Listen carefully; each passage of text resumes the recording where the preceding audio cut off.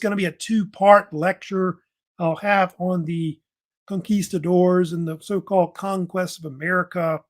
So I'll kind of get into like the early half of that. A lot of that will be more or less talking about a lot of the early explorers, the Spanish that came into North America and Mexico, because they're kind of important in spearheading, the Europeans that come in later and colonize the Americas. Of course, that started pretty much in the 16th century after Columbus. So if you have a comment, question, during the live stream, let me know. Or of course, you can always leave me comments later if you want. You can also subscribe to my channel as well. If you want to join me in StreamYard.com, of course, there's the link also below as well. So anyway, yeah, of course, in the study about the early 16th century, you get the arrival of the so-called conquistadors that come in, which of course the Spanish called them a long time ago, and oftentimes the Spanish called this whole thing the La Conquista, which in Spanish that means the conquest, and most of that occurred between, I guess, the 16th and the 17th centuries, as the Spanish and other Europeans began to explore and take over the Americas. And of course, the conquistadors kind of the ones that spearheaded. The conquistadors were these soldiers of fortune that were seeking lands to conquer. Gold was one of the main things that they wanted or sought. And part of the reason why this happened was that the fact that Spain had so many soldiers. If you study about it between the 15th and 16th century, that were left over from what they call the Reconquista. That was where the Spanish had basically conquered all of Spain from Islam, which I think took like 800 years. And so it basically created and bred soldiers. A lot of soldiers, pretty much the Spanish were just hardcore soldiers.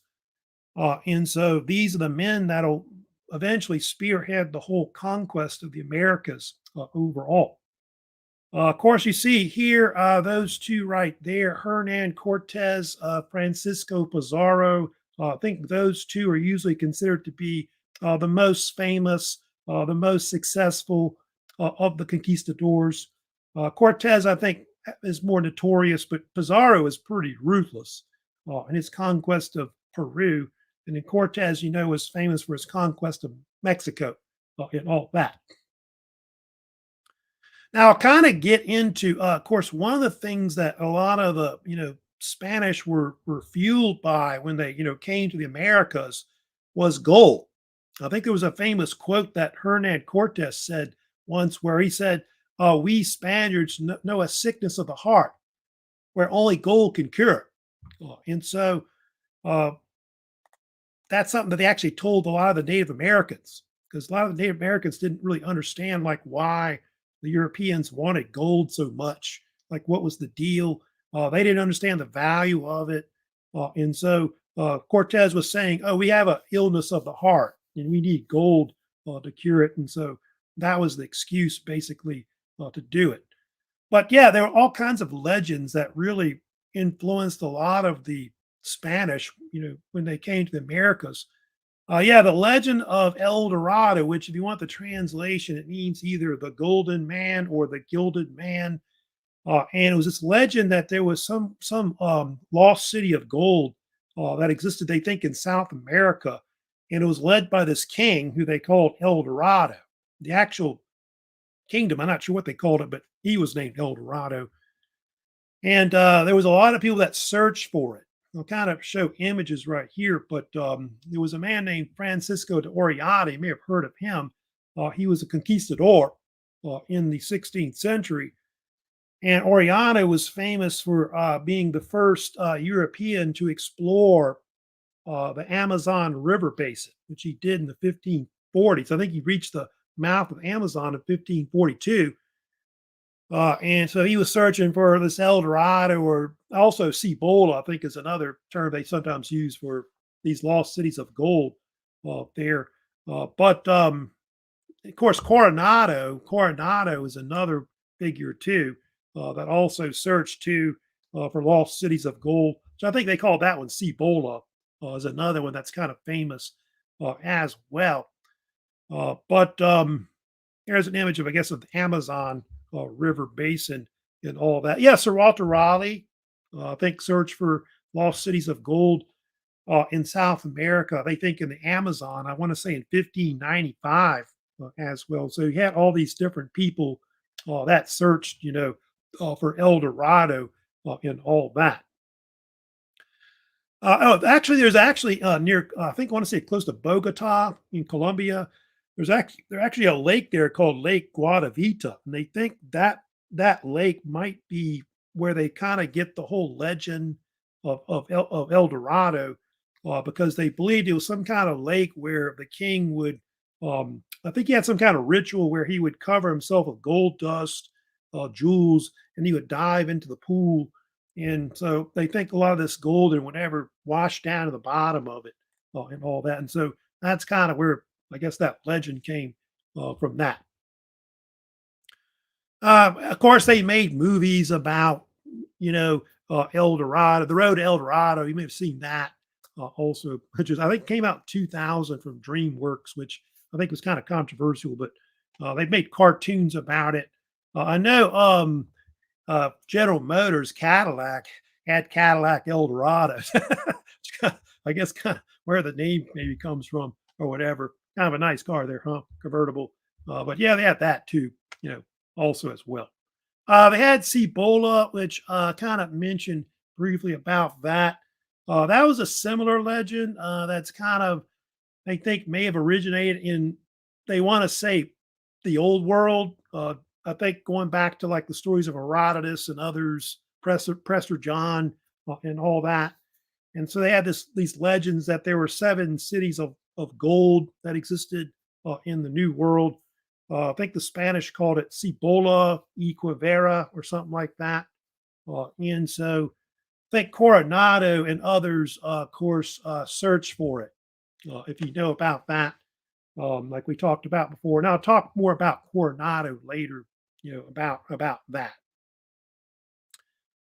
Of course, one of the first, conquistadors you really hear about is Juan Ponce de Leon, who, of course, came to the Americas in the early 1500s. If you know about Juan Ponce de Leon, he was, of course, a conquistador that originally came with Christopher Columbus on his second voyage to the Americas, which I think I want to say around 1493.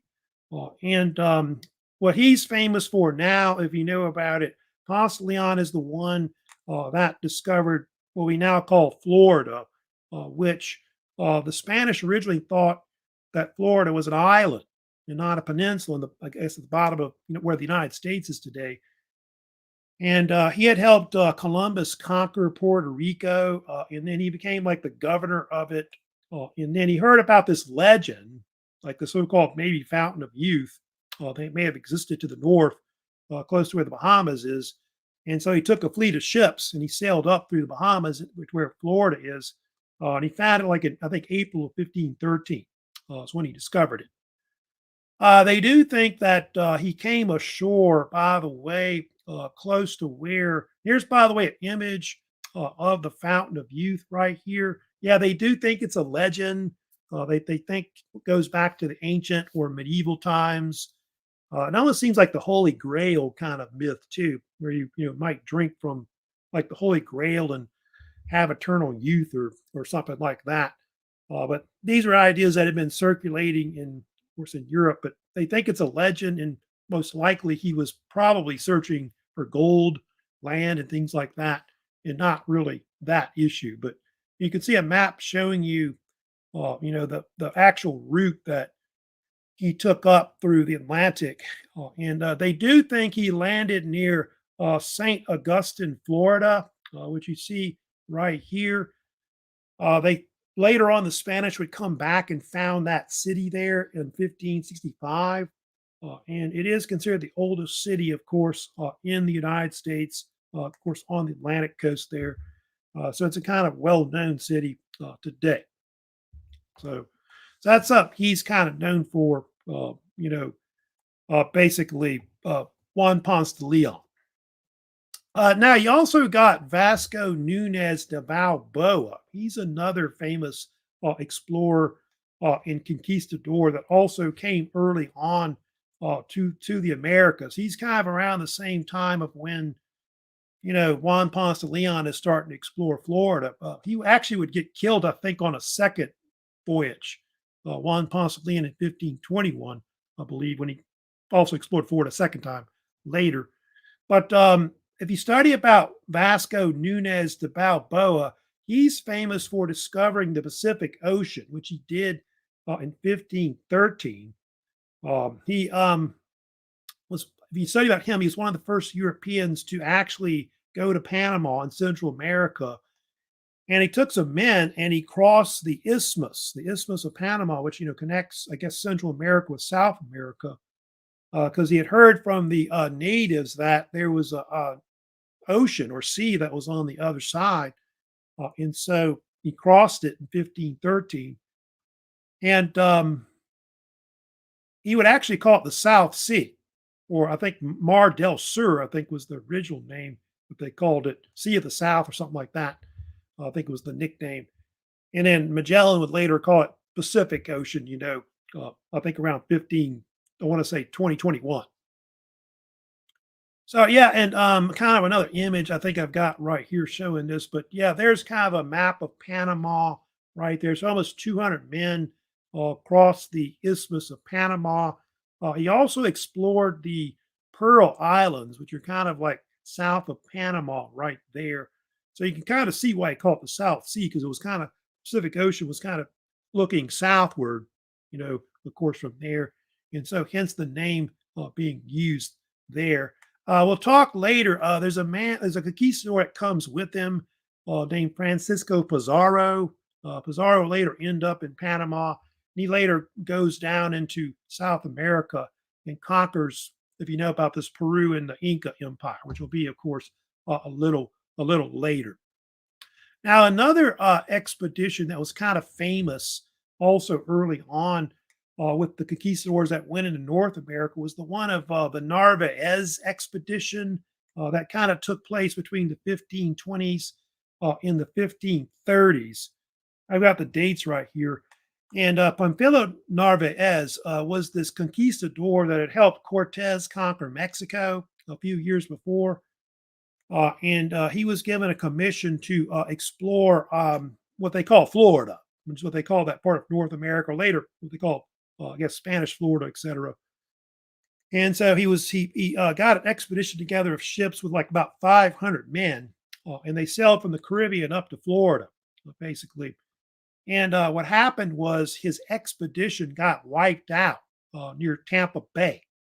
There called I think it's called the Bay of Horses, I think it is, in Tampa. And anyway, they lost most of their ships and their men and their horses. And what ended up happening was only 4 men survived out of the whole expedition. They think a hurricane probably wiped out their expedition. And one of the men that survived was a man named Alvar Nunez, who was later known as Cabeza de Vaca, which was a nickname he was called. They later ended up in Texas, in Galveston Island, I believe, the actual expedition, and kind of show a map of the expedition from there. But so from Tampa Bay, they ended up over here where Galveston is, and they actually got enslaved by Indians. Believe it or not, the 4 men that survived, I think for a few years they were captives of Indians there, and then they were able to escape. And then from there, what he did, if you know about it, he then, Cabeza de Vaca, then explored the region of the southern United States, like into western Texas. I think he went into New Mexico, and then he explored down into the northern area of Mexico today. And Cabeza de Vaca was one of the first Europeans to give like an account of like the Native American cultures that were kind of living there. And so he was kind of like this proto anthropologist, studying about Indian cultures and learn their languages and things like that. And he later came back and he wrote a book about it, which I think the book has different names, but at least it's called the La Relation, or the account of Alvar Nunez Cabeza de Vaca, which, by the way, I didn't really tell you this, but Cabeza de Vaca was a nickname that meant head of a cow. You get the name there, little picture there, right there. But he was called that because he had I think a cow's head or I think it was a cow's skull that was in his coat of arms, and so that's why they called him that, Cabeza de Vaca. But that book I just told you, which was published in 1542, influenced other conquistadors to come back and explore. I think especially Coronado, etc. And so the travels of Cabeza de Vaca were kind of famous at that time. They had another explorer. I think everybody's heard of him, which is Hernando de Soto, who explored the Mississippi River basin later. He's very famous conquistador that was around in the early 1500s. He wasn't just known for exploring now what we call the Gulf region of the United States, like above the Gulf of Mexico, which he did. You can see in the 1540s. He was a very famous conquistador at the time. In fact, actually pretty wealthy, Hernando de Soto, if you study about him. He was involved in a lot of different expeditions throughout the New World, and I guess aiding the Spanish into conquering parts of like Latin America. And in the 1510s and the 1520s, De Soto was very famous for helping this conquistador named Francisco Cordoba conquer like Nicaragua. And then from there, they went up into like Central America, into like also the Yucatan. Of course, the Spanish by the 1520s began, taking over the Yucatan, southern Mexico. And then Cortez will come behind that and, of course, eventually conquer also central Mexico as well. De Soto was also involved in the conquest of Peru in the Inca Empire in the 1530s. He aided Francisco Pizarro in defeating them. So you can see how he got so wealthy in all that. And then the last expedition he went on, of course, was the one when he explored the Gulf South, of course, where the United States is. You can see the route that De Soto took starting in 1540. He would explore pretty much all the major cities of the U.S. South that we have today. He'll explore Florida. He starts from Florida. They think coming up through where Tallahassee, they think is. They think he kind of his expedition went through there into Georgia, then up through the Carolinas, South and North Carolina. They think into part of eastern Tennessee, and then down into Alabama. And then you can see he also went up into, at one point, parts of Mississippi and Arkansas. There's a debate about whether he got into Louisiana or not, but they do think he explored also the eastern part of also Texas as well. You can see the most famous thing, though, that he did was in 1541. If you know about this, De Soto was one of the first Europeans to discover, the Mississippi River, which he did in that year in 1541. And they think it was near Memphis, Tennessee, where he crossed the Mississippi River, which at the time, by the way, the Mississippi was really wide. If you know where the Mississippi Delta is up there in Mississippi, it was kind of that wide at the time. And where that bridge is you're looking at, which is the Hernando de Soto Bridge, which, by the way, is part of Interstate 40 going between Arkansas and Tennessee. That's basically around that location of where maybe maybe that Hernando de Soto may have crossed at that point. I think that bridge was completed, I want to say in 1973. That's when it was built, and so it's kind of named after him, of course. De Soto died of natural causes, and there's, of course, about the story about this. They buried him in the river or near the riverbank. They didn't want the natives to know that he died because I think a lot of the Spanish would tell them that they were gods or something like that, so they wouldn't attack him. But I think he died of natural causes on the actual expedition. Now, another famous conquistador who was ruthless, by the way, was Francisco Coronado, who I did want to talk about a little bit for today. Coronado's expedition happened around the same time when De Soto was exploring like the southeastern part of the United States, of course, today. Who was Coronado? Coronado, besides being a conquistador, was a governor that was in the northern part of Mexico, an area that was called New Galicia, which was like this little province of Mexico that he was the viceroy of. It was kind of like northwestern part of Mexico on the Pacific Ocean. And what happened was he heard this story about Cabeza de Vaca, about how he'd come back and, had survived that expedition of Narvaez, and he'd written that book. And he wanted to basically go and find, the so-called what he thought was the lost cities of gold, or Cibola, as it was called. So I think one of the things that Cabeza de Vaca talked about was that some of the Indian villages, it looked like some of their cities might be these gold cities that they're talking about. And so he ends up exploring like the southwestern regions, of course, of the United States. Here's some images, of course, of Coronado on the right. That's an actual painting, I think, later done by the artist Frederick Remington. I want to say in the early 20th century it was right there. But he had explored New Mexico, Arizona, and also the Great Plains, all the way they think at one point to Kansas, believe it or not. Coronado had about 300 conquistadors with him, and he also brought along some Indian allies from the state of Slash Collins, called or Slash Collins, they were called. And you can see there, they actually brought herds of livestock with them, which is part of why a lot of the livestock, you ever see longhorns they have in Texas and all that? That's why they end up there, cattle and horses, of course, in the American West. That's the route they took. Some of his men also explored up into not just northern Mexico, but the Gulf of California, which, by the way, Cortez had explored a few years before. Originally, the Gulf of California was called the Sea of Cortez. And anyway, his men explored crossing into Mexico, into Arizona. And you can see there, they first explored the eastern, northern part of Arizona.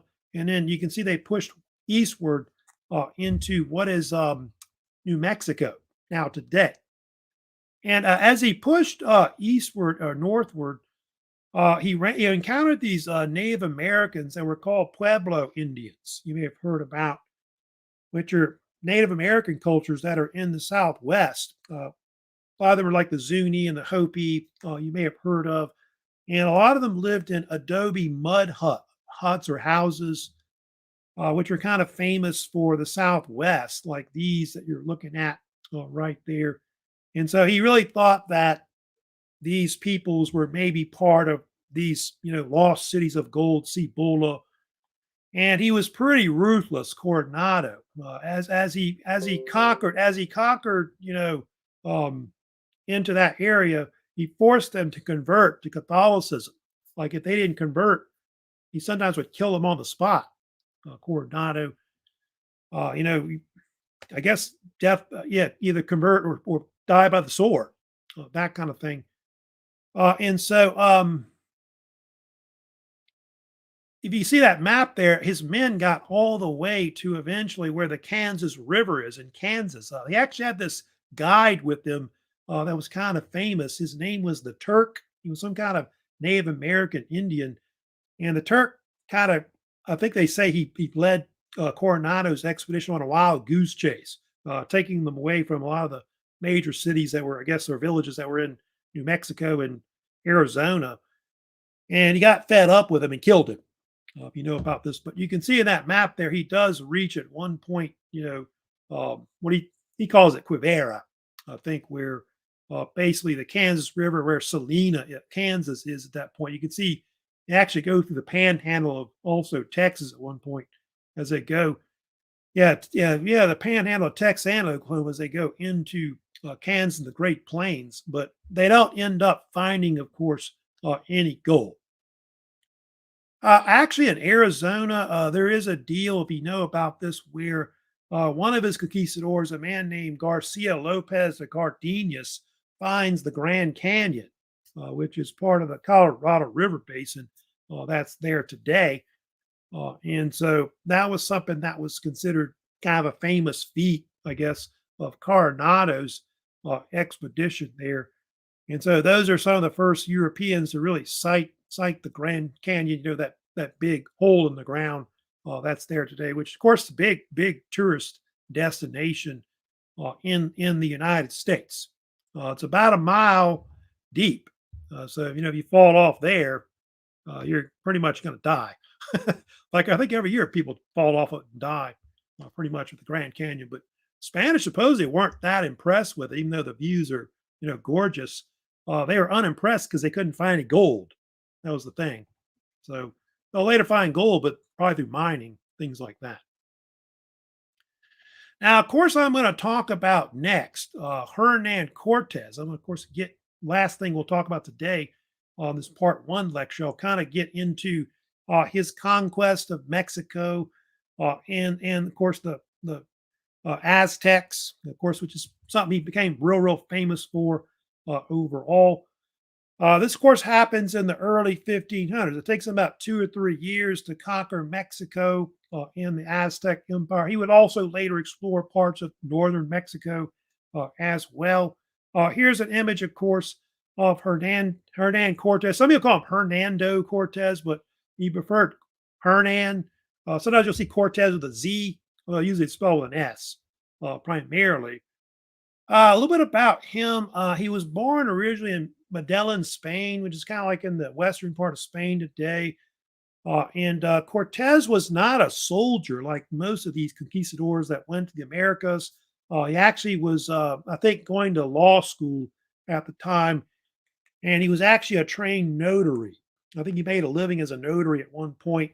But what happened was Cortez he heard about how Columbus and his expeditions had discovered parts of the Americas and all that.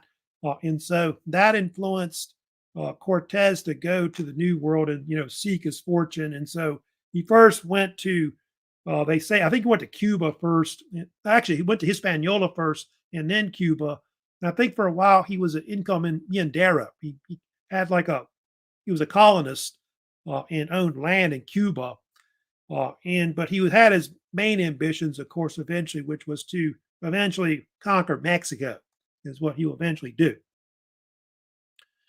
Now, I'll kind of talk about a little bit about Cortez. Cortez will eventually invade with a small force. I think he had only like 500 men when he eventually left Cuba, 11 ships. I think the governor of Cuba, I think Velasquez, I think was his name, tried to stop him at that point when he does invade.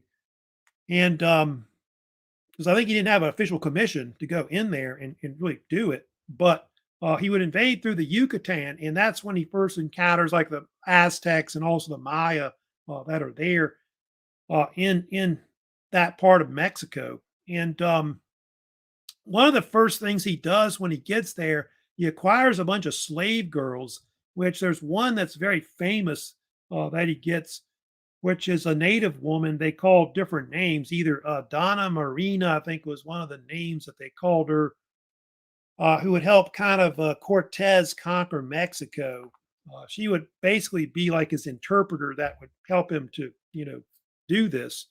She was called all kinds of names. Some people called her La Malinche, which I think was a name that meant the captain's woman, because it was like his mistress and lover. And La Malinche or Donna Marina had actually one son with Cortez, who was named Martin Cortez, who was considered the first major mestizo, like a mixed race. And Donna Marina, she knew Maya and also Nahuatl, which was the Aztec language. And so this kind of gave Cortez kind of an advantage overall. She was also called Malincid, which I think is a variation of Malinche also as well. So she's been dramatized, romanticized, and I think some people in Mexico don't like her. They kind of see her as evil, and helping Cortez to conquer Mexico and things like that. At least probably the Indians, I'm sure, do that. But she's kind of a well-known figure that was kind of, I guess, on Cortez's side with him. Here's the route that Cortez took as he came up from the Yucatan. He landed near Veracruz, which he helped found the city of Veracruz on the Gulf of Mexico. And then with his men, with some, I guess, Indian allies that backed him, he took a route across, you see, central Mexico. And I'll get to it later, but he's going to gain a bunch of allies with him. Like there's one city you can see there called Tlaxcala. I think it's there. That city and a few other Native American cities back Cortez because they don't like the Aztecs and all that. And so that kind of was part of why Cortez was able to conquer, Mexico because of Native American allies that supported him. Eventually, he's going to enter Tenochtitlan. Tenochtitlan, if you know about this, was the capital of the Aztec Empire, which is now located where Mexico City is. The Aztec Empire was a Native American alliance of Aztec peoples that kind of was a confederation that controlled that region of the Valley of Mexico. And they were called different names. They were called the Nawa or Nahuatl people, or some people called them the Mexica or Mexicanos. I think is another variation that they were called also as well. And it's a very famous city. In fact, it's one of the greatest cities probably in the Americas before, the pre-Columbian period, before the Europeans came. And it was built actually on this lake called Lake Texcoco, which is on an island where it had these causeways that ran to it. And it was considered to be a highly advanced city and culture. And so here's other images of it with step pyramids and things like that constructed. And so he would arrive in 1519, and at the time that the ruler of the Aztec Empire was this ruler named Montezuma or Moctezuma, usually called Montezuma II, who was the second to last reigning ruler of the Aztecs. He had been in power for almost 20 years at that point. And a lot of the people didn't really like him. I think he reigned as a tyrant. A lot of these, I think, rulers were absolutists that they reigned by. But I think they hated the Europeans worse. But Cortez claimed that when he arrived, Montezuma thought that he was actually a god, Cortez. There was this famous god called Quetzalcoatl, you may have heard of, the so-called feather serpent god of the Aztecs. And there was a legend that one day he would return to Mexico because he had been banished. And he supposedly was supposed to look like a white man, and like have a chalky white face and all that. And so that was basically, it gave Cortez like an advantage because of this. And so one of the first things I guess that he did when Cortez arrived, he basically put him up in his own palace because he thought he was a god, all that kind of deal. And so Cortez was able to take advantage of this. And so over time, what ends up happening is Cortez eventually takes Montezuma under his control and makes him into like a puppet, is what he does. And I think at one point he threatened to kill him, like if he didn't do whatever he said. And so that's between 1519 to 1520. He will try to take over the Aztecs at their capital. Here's kind of a image. There's been a lot of paintings and depictions of the two meeting, the two different worlds, old and new worlds, I guess, meeting. November 8th, 1519. That's the famous date when Cortez met Montezuma and Tenochtitlan. Here's another more larger sized image right there. There's actually a location in the old heart of Mexico City where they actually met. It's called the Hospital de Jesus Nazareno, which supposedly was a hospital that Cortez had built after he conquered Mexico. I think it was built as a hospital to help wounded soldiers that had gotten hurt when they conquered it. But I think he felt remorseful too about the conquest, and maybe that's why he built it. Cortez was later buried there. That's where his tomb is today. Believe it or not in Spain. And There's kind of like a courtyard area of the hospital. It is famous for some murals that are there, which I think I thought I had some murals I had showing you the depictions. I guess I don't. You kind of see them in the background right there. But I think they were, I want to say, painted in the 1940s that are there. But that's the actually meeting spot where they actually met and all that. Now, the only thing was the people, if you study about the Aztecs did not trust Cortez. And they thought that Montezuma was like becoming this puppet to basically Cortez. What happened was they eventually rebelled against Montezuma, and supposedly they killed him. They killed Montezuma, and what happened was what occurred after Cortez had tried to seize power. The Aztecs then rebelled in the end of June. I think June 30th is the date, or the night of June 30th. I think 1520. The Aztecs rebelled in what the Spanish called later La Noche Trista, which in Spanish has different translations of the sad night, the night of sorrows, or the night of tears. I think it was also pouring down raining at the time. And so what happened was, if you look at this image there, Cortez and his men with some of his Indian allies had to flee across one of the drawbridges there, and half his men didn't make it. A bunch of them were captured or killed by the Aztecs. And I don't know if you know about this, but the Aztecs were known for doing human sacrifice. They took a lot of the captives and they brought them to I think it's the pyramid of the war god, which is Huitzilopochtli, and ripped their hearts out. I think it decapitated them too, cut their heads off. Cortez was able to escape, and so he got to the other side of the Lake Texcoco at that point, and he got to where that tree is right there, the top right there. It's called the Tree of Sad Night, which I think it's a saber tree. Is what type of tree it is. It's an old tree. It's still there, Mexico City, like the ruins of, I guess, what's left of it at that point. From there, he kind of gathered up the rest of his men, and he had to flee to what is the slash Collins, the city of Slash Calla, which was nearby, to, I guess, to the north of Tenochtitlan. And what happened was he got his Indian allies together, and they came back. They basically came back and reconquered the capital of the Aztecs, which that took place in the spring summer of 1521. It was a siege that took place over like 3 months or so. And the Aztecs had never really experienced any kind of form of siege warfare. This is something that was kind of new to them and all that. It's often referred to as the fall of Tenochtitlan. And Cortez was kind of genius. One of the things he did, which is very famous, he built ships in the middle of land.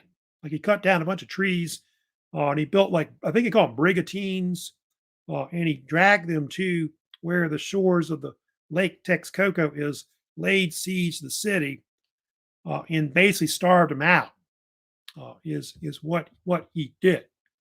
Eventually they did have one last ruler that was like a brother of Montezuma. I think it's pronounced Quitlawak, I think his name is, who reigned only, you can see, like 80 days or so. He would actually surrender his forces to Cortez at that point. And the conquest of the Aztec Empire cost a lot of casualties. I think that's the number right there. 40,000 or more Aztecs were killed. They think the casualties may have been higher, like maybe even close to like 100,000, basically, in the whole conquest of Mexico and all that. And so that's something that Cortez is kind of known for, his ruthless conquest of it and all that. And so, yeah, that's the only thing about these, conquistadors. They're swashbuckling. It's not like buccaneers and all that, but yeah, I guess to the Native Americans, some of them today, don't like them because of what they did, of course, with the conquests. But what happened after that, Mexico, you get Mexico City, will kind of eventually come after that, will be founded pretty much. I think I've got images showing. Here's some areas of, by the way, you're looking at right there. You see here some of the actual ruins of the old Mexico City where Tenochtitlan was. Supposedly there was a great pyramid that was there, pyramid to the war god, which I think they tore down because the Spanish didn't really like the fact that the Aztecs were considered cannibals, pagans, not Christian, and things like that. Human sacrifice and all that, which they thought was ridiculous. And anyway, from there, from the ashes of this, they'll build Mexico City on top of the old city of Tenochtitlan, and that'll become the capital of the Viceroyalty of New Mexico. Actually, sorry, New Spain, excuse me, New Spain, which is later Mexico. And Cortez, I think, was eventually its first governor for a while, although he left actual Mexico and went back to Spain at one point.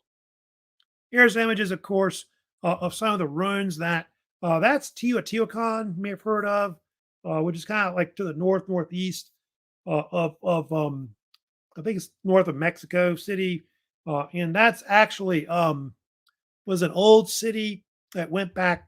I want to say going back to like 200 CE. That was built by the Teotihuacans, which were ancient ancestors of the Aztecs. They were taken over by the Toltecs and the Aztecs, and so Aztecs, I think, at one point used those as temples and things like that as well. But the Pyramid of the Sun you see in the background is one of the largest Mesoamerican pyramids that was ever constructed, of course, in the Americas. Yeah, Mexico City, there's images of it, of course, right there. Of course, one of the largest cities, of course, in the New World, of course, if you know about that. So Mexico City right there. Later, I'm of course not now. I guess I'll wait into, of course, next week because it'll probably take a while to get into that. But I'll talk later about the conquest of Peru, which was done by Francisco Pizarro. He's pretty ruthless too. If you look at conquest of America, Pizarro probably conquered the most wealth when he conquered the Inca Empire in Peru and South America. He's pretty ruthless. He does kill a lot of indigenous peoples as they conquer into that part of the Americas. So we'll talk about that. We'll also talk about how also the Spanish are gonna, after all this, spearheading of the conquest of America, they're going to start trying to colonize, like Latin America, mostly parts of North America as well. So we'll talk about that, of course, later.